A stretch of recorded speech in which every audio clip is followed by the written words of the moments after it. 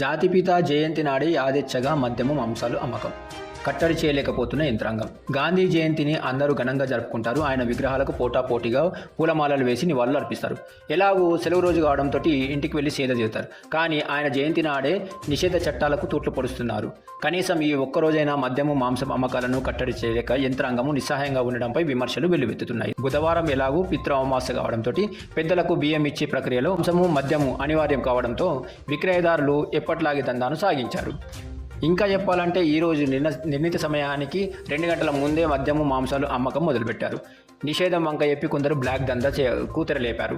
Municipal commissioner, collectorate, police commissioner, ఆబ్కారీ, డీసీలు ఉండే కార్యాలయాలకు నివాస సముదాయాలు కూతవేటు దూరంలోనే అమ్మకాలు జరుగుతున్నాయంటే ఎలా?